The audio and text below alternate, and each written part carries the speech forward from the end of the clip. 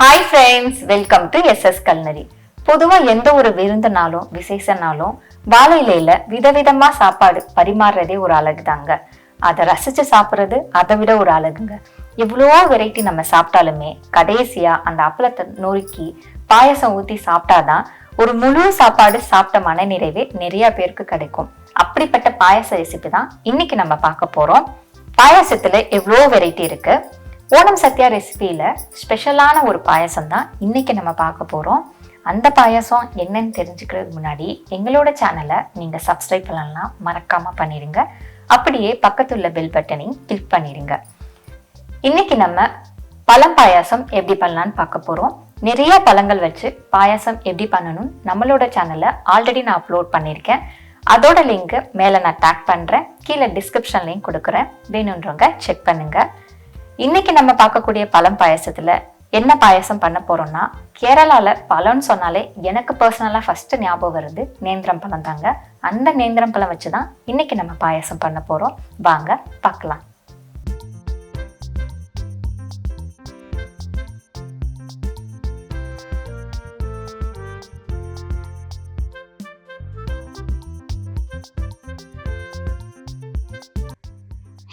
பழம் பாயாசம் செய்யறதுக்கு 3 நேந்திரம் பழத்தை பொடியா கட் பண்ணி ஒரு கடாயில சேர்த்துக்கலாம்.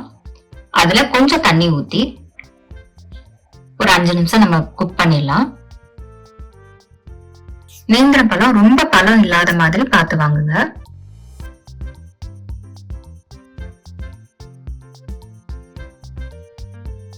இப்ப 5 நிமிஷத்துல குக் ஆயிடுச்சு. இந்த நேந்திரம் பழத்தை நம்ம ஒரு மிக்ஸி ஜார்ல போட்டு நல்லா நைஸா அரைச்சு கொண்டு வந்துக்கலாம். இப்போ ஒரு கடாயில கொஞ்சம் நெய் ஊத்திக்கலாம். நெய் சூடானதும் நம்ம கொஞ்சம் முந்திரி பருப்பு நல்லா ஃப்ரை பண்ணிக்கலாம்.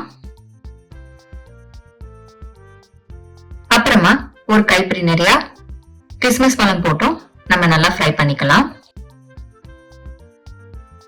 இப்ப முந்திரியும் கிஸ்மிஸும் நல்லா ஃப்ரை ஆயிடுச்சு. இது ஒரு பிளேட்ல நம்ம மாத்திடலாம்.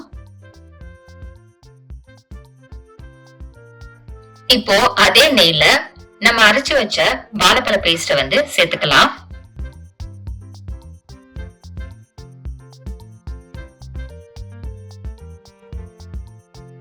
வாழைப்பழம் சேர்த்ததுக்கு அப்புறம் நெய்ல நல்லா மிக்ஸ் பண்ணி விடுங்க.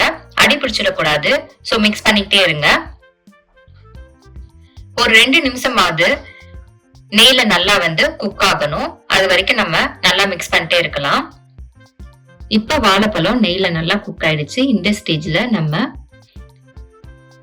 1 கப் ஜாகரி பவுடர் சேர்த்துக்கலாம். ஜாகரி பவுடர் சேர்த்துட்டு நல்லா மிக்ஸ் பண்ணி விடுங்க.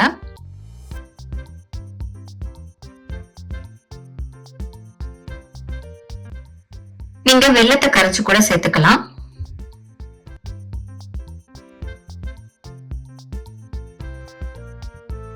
இப்ப ஜாகரி பவுடர் நல்லா மிக்ஸ் ஆயிடுச்சு. இது குக்காக கொஞ்சம் திக்கா வரும். ஏன்னா ஜாகரி எல்லாம் கொஞ்சம் மெல்ட் ஆகி அகைன் கொஞ்சம் திக்கா வரும். அந்த ஸ்டேஜ் வர வரைக்கும் நம்ம நல்லா மிக்ஸ் பண்ணிக்கிட்டே இருக்கணும். அடி பிடிச்சிடாம பாத்துக்கோங்க.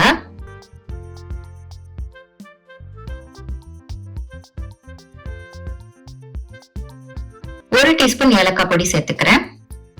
அதை நல்லா நம்ம மிக்ஸ் பண்ணிக்கலாம்.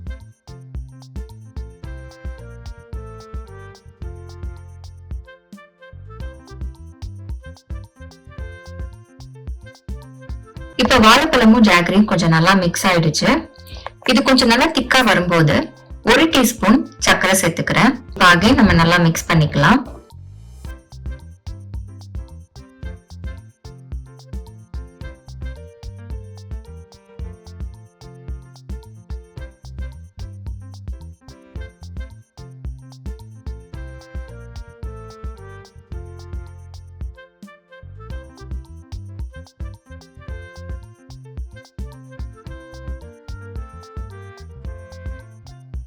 இப்ப சர்க்கரையும் நல்லா மிக்ஸ் ஆயிட்டு அகைன் கொஞ்சம் திக்கா வரும். அந்த ஸ்டேஜ்ல தேங்காய் பாலை நம்ம சேர்த்துடலாம். நான் 2ஆம் பாலை 1 கப் நிறைய சேர்த்துக்கிறேன். தேங்காய் பால் சேர்த்துட்டு நல்லா மிக்ஸ் பண்ணி விடுங்க. அந்த வாழைப்பழமும் தேங்காய் பாலும் நல்லா மிக்ஸ் ஆகணும். தேங்காய் பால் நம்ம சேர்த்ததுக்கு அப்புறம் ஒரு 5 நிமிஷம் நம்ம குக் பண்ணலாம். தேங்காய் பால் நல்லா மிக்ஸ் ஆகணும். அடி பிடிச்சிடாம பாத்துக்கோங்க. அதனால மீடியம் ஃப்ளேம்லயே பண்ணுங்க.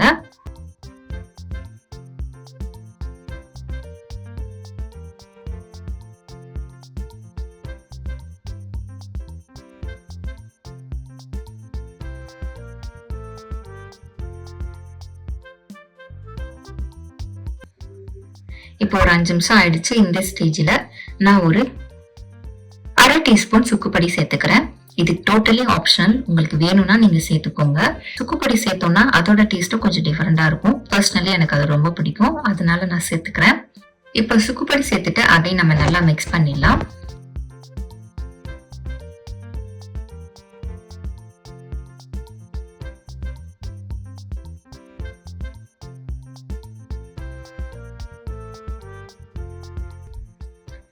இப்போ நம்ம தேங்காய் பால் 1 கப் சேர்த்துக்கலாம். நான் முதல் பால் இப்பதான் நான் சேர்த்துக்கிறேன்.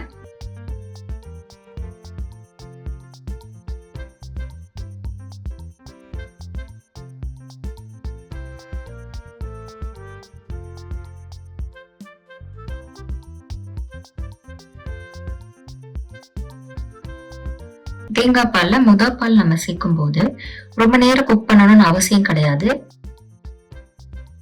பால் நம்ம சேர்த்துட்டு நல்லா மிக்ஸ் பண்ணணும். மிக்ஸ் பண்ணதுக்கு அப்புறம் பால் லைட்டா சூடாகும் போது நம்ம ஆல்ரெடி ஃப்ரை பண்ணி வச்சோம் இல்லையா கிஸ்மிஸ் முந்திரி, அது எல்லாமே இதுல சேர்த்து மிக்ஸ் பண்ணிடலாம்.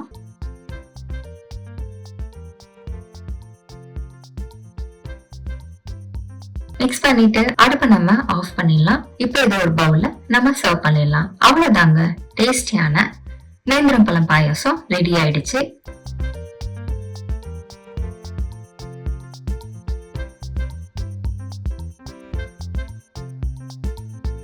எவ்வளோ ஈஸியாக நேந்திரப்பழம் பாயாசம் எப்படி பண்ணுறதுன்னு பார்த்தோம். இந்த பாயாசம் செய்கிறதுக்கு ரொம்ப ரொம்ப ஈஸி. இதை நம்ம வாயில் போட்டால் அப்படியே சாஃப்டாக உள்ளே போகும். சாப்பிட்றதுக்கு ரொம்ப நல்லா இருக்கும். இதில் நான் முந்திரி கிஸ்மிஸ் எல்லாமே ஃப்ரை பண்ணி சேர்த்துருக்கேன். இது கூட கொஞ்சம் தேங்காய் கூட நீங்கள் ஃப்ரை பண்ணி சேர்த்துக்கலாம். அதுவும் சாப்பிட்றதுக்கு ரொம்ப டேஸ்ட்டாக இருக்கும். இந்த டேஸ்டியான ரெசிபியை நீங்களும் வீட்டில் செஞ்சு பாருங்கள். டேஸ்ட் எப்படி இருந்ததுன்னு மறக்காமல் கமெண்ட் பாக்ஸில் கமெண்ட் பண்ணுங்கள். உங்களுக்கு இந்த ரெசிபி பிடிச்சிருக்கும் நம்புகிறேன். அப்போ அப்படியே ஒரு லைக் பண்ணிவிட்டு உங்கள் ஃப்ரெண்ட்ஸ் ஃபேமிலி எல்லாருக்குமே ஷேர் பண்ணுங்கள். நெக்ஸ்ட் ஒரு டிஃப்ரெண்ட்டான வீடியோவில் உங்களை பார்க்குறேன். பாய்.